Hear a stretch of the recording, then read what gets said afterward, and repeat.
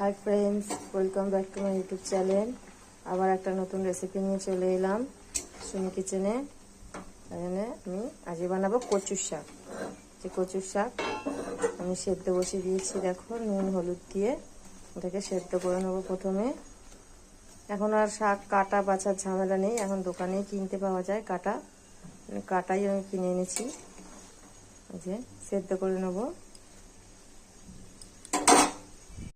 বন্ধুরা, কচুটা অনেকটা সেদ্ধ হয়ে গেছে, এবার আমি ছোলা দিয়ে দেবো।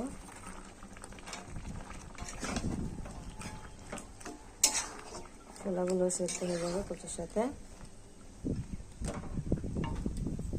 যদি আপনাদের মনে হয় যে কচু পিটাবে তার জন্য লেবুর রস এখনই দিয়ে দেবো, তবে সব কচুর মধ্যে ঢুকবে।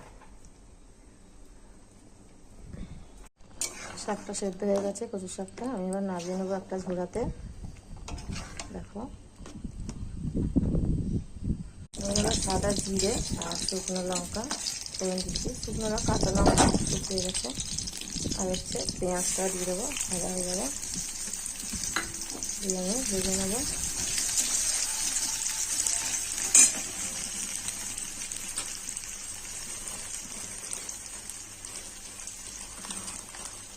তেজপাতা দিয়ে দেবো।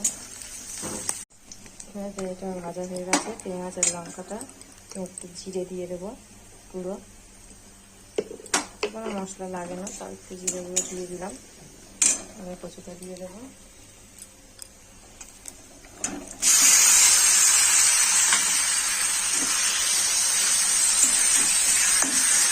একটু চিনি দেবো, চিনিটা দিলে একটু স্বাদ হয়। একটু নুন দিয়ে দেবো, একটু কম আছে, দিয়ে নিয়ে নেবো।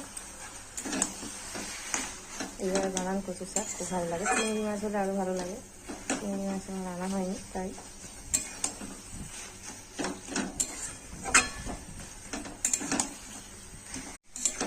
বন্ধুরা হয়ে এসছে, অনেকটা শুকনো হয়ে গেছে, কতটা শাক কতটুকু হয়ে গেছে। এইভাবে বানান, আর একটু শুকনো হলে আমি লাগিয়ে নেবো।